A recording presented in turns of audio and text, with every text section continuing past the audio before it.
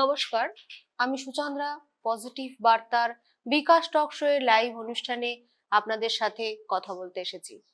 আমার সাথে আজকে রয়েছেন স্বাধীন ফার্মাসি কলেজের অ্যাসিস্ট্যান্ট প্রফেসর রুবেল মন্ডল মহাশয়। রুবেল স্বাধীন ফার্মাসি কলেজে ফার্মাকগনোসি যে বিষয়টি রয়েছে সেই বিষয়টি নিয়ে পড়ান। একই সাথে স্বাধীন ফার্মাসি কলেজে বর্তমানে আমরা ডি ফার্ম কোর্সটি পড়াচ্ছি। উনার সঙ্গে আজকে আমরা বিস্তারিত ডি ফার্ম বিষয়টি সম্পর্কে জানবো, একই সাথে তার ভর্তির প্রক্রিয়া এবং ফার্মাকগনোসি আমাদের জীবনে কিভাবে কাজে লাগে বা এটি কতখানি উপযুক্ত বর্তমান ফার্মাসি কোর্সটি পড়বার জন্য সেই বিষয় নিয়েই আজকের আমাদের আলোচনা। ফার্মাকগনোসি হলো একটি প্রাকৃতিক উৎস থেকে ঔষধি উপাদান একে সংগ্রহ করার এবং বিশ্লেষণ এবং গবেষণার পদ্ধতি কিভাবে করতে হবে তাই নিয়ে যে বিজ্ঞান, তারই মূল কথা হলো ফার্মাকগনোসি। এটি মূলত উদ্ভিদ, প্রাণী, মাইক্রো অর্গানিজম এবং অন্যান্য প্রাকৃতিক উৎস থেকে প্রাপ্ত রাসায়নিক উপাদান সমূহের সম্বন্ধে অধ্যয়ন করে, যেগুলো ঔষধ প্রস্তুতিতে ব্যবহার করা হয়।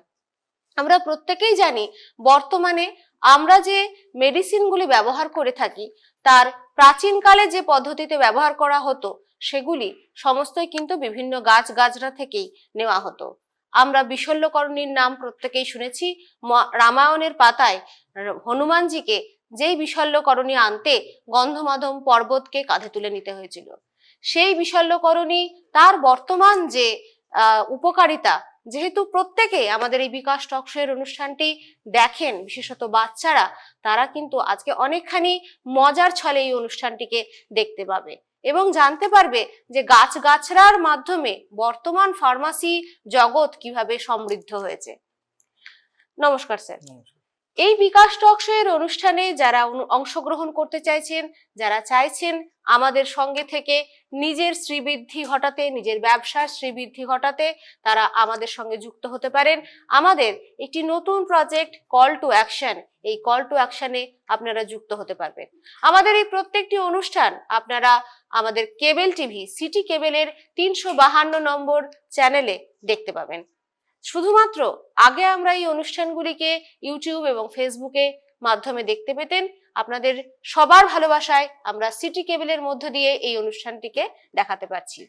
প্রথম যে প্রশ্ন স্যার আমি করব আপনার কাছে, এই ফার্মাকগনোসি কি এবং এটি বিজ্ঞান, স্বাস্থ্য বিজ্ঞানে ঔষধ তৈরির ক্ষেত্রে এত গুরুত্বপূর্ণ কেন?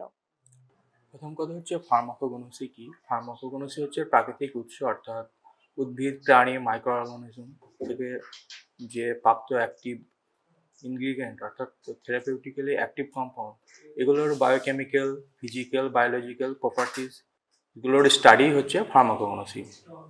সেকেন্ড, এর অনেক গুরুত্ব আছে বিজ্ঞান এবং ঔষধ বিভাগে, কারণ ফার্মাকোগনোসি সাবজেক্টের ওপর জ্ঞান অর্জন করেই আমরা নতুন কোনো মেডিসিন আমরা আবিষ্কার করি। ফার্স্ট, এর ভেষজ চিকিৎসাও আছে এবং এর মাধ্যমে, ফার্মাকোগনোসির মাধ্যমে আমরা নতুন ধরনের তথ্য আমরা পেয়ে থাকি। বিভিন্ন উদ্ভিদের অ্যাক্টিভ কম্পাউন্ডগুলো কীভাবে কোন রোগ নিরাময়ে সাহায্য করে, এগুলোই আর কি গুরুত্ব আছে ফার্মাকোগনোসির। স্যার, দ্বিতীয় যে প্রশ্নে যাব সেটা হচ্ছে এই ফার্মাকগনোসির ইতিহাস, এটা যদি একটু উল্লেখ করেন। আমি শুরুতেই বিশল্যকরণীর কথা বললাম, ইতিহাস যদি একটু বলেন। ফার্মাকোগনোসি অর্থাৎ যে উদ্ভিদের ব্যবহার, ভেষজ উদ্ভিদের ব্যবহার, এটা অনেক বছর থেকেই প্রচলিত হয়ে আসছে। যেমন ফার্স্ট মেসোপটেমিয়া, বিভিন্ন সভ্যতাগুলো এই উদ্ভিদের, ভেষজ উদ্ভিদের ব্যবহার করে থাকতো। তারপরে আসে প্রায় 5000 বছর আগে ইন্ডিয়াতে আসে এবং ইন্ডিয়াতে অর্থাৎ আয়ুর্বেদা যে শব্দটি এসছে সেখানে উল্লেখ করা আছে এবং বেদ নামক পুরাণেও এর উল্লেখ করা আছে উদ্ভিদের, ভেষজ উদ্ভিদের ব্যবহার সম্পর্কে। তারপরে বিভিন্ন ধরনের বিজ্ঞানী এসছে, অ্যারিস্টটল, হিপোক্রেটিসকে তো ফাদার অফ মেডিসিন বলা হয়। তারপরে থিওফ্রাস্টাস আছে, ফাদার অফ বোটানি আছে, এবং বিজ্ঞানী নেক্সট আছে ডায়োস্কোরাস, অর্থাৎ তার বিখ্যাত গ্রন্থ ম্যাট্রিয়া মেডিকা, সেখানে ফার্মাকোগনোসির উল্লেখ করা আছে। বিজ্ঞানী C.S. হিডলার 1815 সালে তিনি তার ফার্মাকোগনোস্টিকা বুকে ফার্মাকোগনোসির উল্লেখ করা হয়েছে, এবং তারপরে ফার্মাকোগনোসির মাধ্যমে আমরা বিভিন্ন ধরনের যে অ্যান্টিবায়োটিক গুলো পেয়েছি, তারপরে তার সিনথেসিস, এভাবে পরপর নতুন ফার্মাকোগনোসির উন্নত হয়ে থাকে। আয়ুর্বেদের কথা যখন উঠলো, এর নামের মধ্য দিয়েই তো এর ব্যাপকতা বোঝা যাচ্ছে যে আয়ুকে রক্ষা করার জন্য, আয়ুকে বৃদ্ধি করার জন্য যে বেদ, সেই হলো আয়ুর্বেদ। এবং কোথাও গিয়ে উদ্ভিদবিদ্যা এবং ফার্মাকগনোসির কি কোনো জায়গায় মেলবন্ধন আছে? হ্যাঁ, অবশ্যই আছে। কারণ ফার্মাকোগনোসি হচ্ছে প্রাকৃতিক উৎস, যেগুলো পায় আর কি মিনারেল, উদ্ভিদ, প্রাণী, যে প্রাকৃতিক সোর্স, প্রাকৃতিক উপাদানগুলো যেগুলো আছে আর কি, যে উপাদানগুলো আর কি রোগ নিরাময়ে সাহায্য করছে, থেরাপিউটিক্যালি অ্যাক্টিভ কম্পাউন্ড, ওই অ্যাক্টিভ কম্পাউন্ডগুলো নিয়েই হচ্ছে ফার্মাকোগনোসি টোটাল। আর এর সাথে আয়ুর্বেদ বলতে পুরো ভেষজ উদ্ভিদ যে চিকিৎসা আছে, তো এর সাথে উদ্ভিদের পুরো কানেক্ট আছে। আচ্ছা স্যার, পরবর্তী যে প্রশ্নে যাব, গবেষণায় প্রযুক্তি এই ফার্মাকগনোসিতে কিভাবে বৃদ্ধি করছে? ফার্মাকোগনোসি অর্থাৎ নতুন আমরা যে মেডিসিনটার খোঁজ করছি উদ্ভিদের কাছ থেকে, সেই মেডিসিনটা বা সেই থেরাপিউটিক্যাল অ্যাক্টিভ কম্পাউন্ডটা, সেই কম্পাউন্ডটা কিভাবে আমরা এক্সট্রাক্ট করব উদ্ভিদের বিভিন্ন অংশ থেকে, মূল হয়ে গেল, ছাল হয়ে গেল, সেখান থেকে যে অ্যাক্টিভ কম্পাউন্ডটা আমরা এক্সট্রাক্ট করব এবং তার সেপারেট করার পর তাকে ড্রাগ অ্যানালাইসিস করব, ড্রাগ ডিজাইন করব, এগুলোর ওর প্রযুক্তিতে আছে। ফার্স্ট হচ্ছে যে ম্যাসারেশন প্রসেস, বিভিন্ন এক্সট্রাকশন প্রসেস হয়ে গেল, তারপর ওকে সেপারেট, যেমন আমরা ক্রোমাটোগ্রাফির মাধ্যমে আমরা সেপারেট করি, থিন লেয়ার ক্রোমাটোগ্রাফি আছে, HPLC আছে, তারপর ওটাকে অ্যানালাইসিস করি, যেমন ইউভি স্পেকট্রোস্কোপি আছে, UV/IR, NMR এর মাধ্যমে ওটাকে অ্যানালাইসিস করি, তারপরে ওর ড্রাগ ডিজাইন, কম্পিউটারের ড্রাগ ডিজাইন আছে, বায়োটেকনোলজি এবং জেনেটিক ইঞ্জিনিয়ারিং মাধ্যমে ওগুলো আমরা ড্রাগটাকে করি, মানে ফার্মাকগনোসির সাথে আপনি জেনেটিক্যাল ইঞ্জিনিয়ারিং যেটা বলছেন, তার সাথে আপনাদের ল্যাবের যে এক্সট্রাকশন যে পদ্ধতি যেগুলো রয়েছে, সেগুলোর মধ্যে দিয়ে তার মূল যে উপাদান সেটা সংগ্রহ করে তারপর আপনারা কম্পিউটারের প্রযুক্তির মাধ্যমে বিভিন্ন রকম শেপ আপ দিয়ে মেডিসিন আনছেন। আচ্ছা স্যার, পরবর্তী যে প্রশ্ন, বর্তমানে ব্যবহৃত কোন ঔষধ, উদ্ভিদ বা প্রাকৃতিক উপাদানগুলি বিশেষভাবে কার্যকর বলে প্রমাণিত হয়েছে? বর্তমানে অর্থাৎ প্রাত্যহিক জীবনে যে উদ্ভিদগুলো আমরা ইউজ করি, অ্যালোভেরা, কাঁচা হলুদ, জিঞ্জার, তারপরে তুলসী, অশ্বগন্ধা আছে, আর্টিমিসিন আছে, এই উদ্ভিদগুলি আর কি আমরা মানে এগুলো ব্যবহৃত হয়েছে এবং আরো এর উপর গবেষণা চলছে, নতুন কিছু তো উপযোগী হতে পারে ব্যবহারে। অ্যালোভেরা যেমন ত্বক প্লাস ডাইজেস্টিভ সিস্টেমের ভূমিকা আছে, এবং কাঁচা হলুদের তো অনেক ভূমিকায় আছে। এবং এছাড়া নতুন যে উদ্ভিদগুলোর খোঁজ চলছে বিজ্ঞানের মাধ্যমে, সেই নতুন উদ্ভিদ থেকে আমরা কি অ্যাক্টিভ কম্পাউন্ড পাই, যেগুলো আমাদের রোগ নিরাময়ে প্লাস আমাদের প্রাত্যহিক জীবনে সাহায্য করতে পারে। অনেক স্কুলে এই ভেষজ উদ্ভিদ কালেকশন করা এবং তার সঙ্গে সেগুলিকে নিয়ে একটা বড় প্রজেক্ট দেয়। সেই ক্ষেত্রে যেমন থানকুনি পাতা, কালমেঘ পাতা এবং এর সেবন, যেটা আপনি বললেন অ্যালোভেরা, যেটা স্কিন ভালো রাখতে সাহায্য করে, হলুদ আপনি সেটা মাখা বলুন বা খাওয়া বলুন, এই দুই ক্ষেত্রে সেগুলো লাগে। ফার্মাকগনোসি যে ল্যাব, সেখানে তাহলে মূলত কি কি জিনিস রাখা হয় এবং সেটার যে এক্সট্রাকশন পদ্ধতি বলছেন, সেই এক্সট্রাকশন পদ্ধতির জন্য আপনারা কোনো মেশিন নিশ্চয় ব্যবহার করেন, সেই বিষয়ে যদি একটু কিছু বলেন। ল্যাবে সাধারণত আমরা যেমনি পাতা বা মূল, যেখানে আছে drug source, active compound, bark হয়ে গেল, রুট হয়ে গেল, সেগুলোর আমরা স্ট্রাকচার দেখি, বা ওটা কি, যেমন হয়ে গেল মৌরি, ওটার কি স্ট্রাকচার, ওটা মাইক্রোস্কোপে আমরা ফার্স্ট দেখি। আর এক্সট্রাকশন বলছেন এর ম্যাসারেশন আছে, এর এক্সট্রাকশন প্রসেস আছে পরপর, সেগুলো ল্যাবে এক্সট্রাকশন করা হয় অ্যাক্টিভ কম্পাউন্ডগুলো। সাধারণত অ্যাক্টিভ কম্পাউন্ডগুলো বার্ক যেটা আছে ওটাকে ফার্স্ট আমরা ট্রাইচুয়েশন করি মোটর অ্যান্ড পেস্টে, তারপর সেটাকে এক্সট্রাকশন প্রসেসে চলে গেল, তারপর আমরা ওটাকে এক্সট্রাক্ট করি। এছাড়া ল্যাবে মাইক্রোস্কোপের মাধ্যমে আমরা বিভিন্ন কম্পাউন্ডগুলোর মরফোলজিক্যাল ক্যারেক্টারগুলো আমরা দেখি। আচ্ছা স্যার, পরবর্তী প্রশ্নে যাচ্ছি। এই ফার্মাকগনোসি শিক্ষার্থীদের জন্য যদি কিছু গুরুত্বপূর্ণ পরামর্শ দেন, যেখান থেকে ওনারা নিজেদের যে পাঠ্যক্রম তার বাইরে গিয়েও কিছু শিখতে পারবে এবং ফার্মাকগনোসির যে ইম্পর্টেন্স সেগুলো সোশ্যালি তারা জানাতে পারবে মানুষজনকে। ফার্মাকোগনোসি একটা সাবজেক্ট যেখানে নতুন নতুন তথ্য ওরা জ্ঞান অর্জন করতে পারবে। যেমন নতুন কোনো উদ্ভিদের তো খোঁজ করতেই পারবে, হুম। তার সঙ্গে কোনো উদ্ভিদের হয়তো যে অ্যাক্টিভ কম্পাউন্ড সেগুলো কোন মানে রোগ নিরাময়ে সাহায্য করছে, যেমন সিনকোনা গাছের কোয়াইনাইন আমরা জানি ম্যালেরিয়া, হুম। হুম। হয়তো নতুন কোনো উদ্ভিদ তার কোনো অংশ থেকে পাওয়া যাচ্ছে, সেটা সাহায্য করবে তাকে। হুম। হুম। এবং যেমন অ্যানালাইসিস গুলো শিখতে পারবে, কিভাবে ড্রাগ অ্যানালাইসিস করা হয়। এই স্পেকট্রোস্কোপি একটা হিউজ চ্যাপ্টার, যেখানে নানান ধরনের স্পেকট্রোস্কোপি শেখানো হয়। এবং এই স্পেকট্রোস্কোপি গুলো নতুন অন্যান্য কাজেও ব্যবহৃত হয়, যেমন ইউভি আইআর এর সাথে ফার্মাকোগনোসি, যেমন অ্যাক্টিভ কম্পাউন্ড গুলোর কাজ করা হয়, বিভিন্ন অন্যান্য কম্পাউন্ড অন্যান্য সাবজেক্টেও এবং অন্যান্য ফিল্ডেও এর ব্যবহার আছে। তাছাড়া ক্রোমাটোগ্রাফি, যেমন ড্রাগ সেপারেশন করবো, এক জায়গায় আছে সেই ড্রাগটাকে কীভাবে সেপারেট করবো অ্যাক্টিভ কম্পাউন্ডগুলো, সেগুলো শিখতে পারবে। প্লাস ল্যাবের কাজ শিখতে পারবে, এবং রিসার্চ যেগুলো আছে কীভাবে একটা ড্রাগ আবিষ্কার করতে গেলে, ডিসকভারি করতে গেলে সেগুলো কী কী মানে পড়তে হবে, প্রসেস আছে। এবং ড্রাগ ডিসকভারি নামক একটা মানে চ্যাপ্টারই আছে, সেখানে পুরো স্টেজগুলো শেখানো হয়। এগুলো শিখতে পারবে স্টুডেন্টগুলো, এবং এগুলো মজার বিষয়। এগুলোকে মানে ফার্মাকোগনোসি সাবজেক্টটা খুবই মজার বিষয়, যেখানে নতুন নতুন তথ্য ইজিলি শিখতে পারবে। এই প্রাকৃতিক উৎস থেকে ধরুন ঔষধ আবিষ্কার, এর কি সুবিধা এবং চ্যালেঞ্জ কি কি থাকতে পারে? প্রাকৃতিক উৎস থেকে সুবিধা তো এর ইজিলি আমরা ওটা অ্যাকসেপ্ট করতে পারছি, ড্রাগটা নিয়ে ওর বিভিন্ন প্রপার্টিসগুলো চেক করতে পারছি। প্লাস এগুলো এর অনেক সুবিধা আছে, যেমন এগুলোর খুব অল্প পরিমাণ যে ড্রাগ কম্পাউন্ড আছে, এটা মানে ড্রাগ ডোজেস পরিমাণ, যে ড্রাগ ডোজ পরিমাণ আছে এর খুব অল্প পরিমাণ, যেমন 0.1 কি 0.2 মিলিগ্রামে এটা ওই রোগের জন্য পরিপূরক হয়ে যায়, বেশি অ্যামাউন্ট লাগে না। আর যে চ্যালেঞ্জগুলো হচ্ছে, যেমন এর বেশি ব্যবহারের ফলে এর সাইড এফেক্ট হতে পারে, প্লাস কোনো হয়তো রোগ ইনফেকশন ছড়িয়ে যেতে পারে বেশি পরিমাণ ইউজ করার ফলে। এখন অনেককে দেখা যায় হয়তো নয়নতারার পাতা খাচ্ছে, বা অনেককে দেখা যায় যে অ্যালোভেরার জুস নিজেরাই খাচ্ছে। তো এইগুলো কি বিধিসম্মত? আপনারা রেকমেন্ড করেন অ্যাজ ফার্মাসিস্ট? হ্যাঁ হ্যাঁ, করা যেতে পারে। কাঁচা হলুদের সেবন বাচ্চাদের বলে। তারপর অনেকে মানে ভিটামিন সি সোর্সের জন্য আমলকি খায়, অরেঞ্জ দিচ্ছে, এগুলো আপনারা সবাই রেকমেন্ড করেন। বিশেষত বাচ্চাদের একটা মানে শীতকালে সর্দি কাশিতে ভোগার একটা টেন্ডেন্সি থাকে, তো সেই সময় মানে সাইট্রাস জাতীয় ফ্রুটস কনজিউম করতে বলা হয়। তো এগুলো সমস্ত করলে কোনো অসুবিধা কিছু নেই।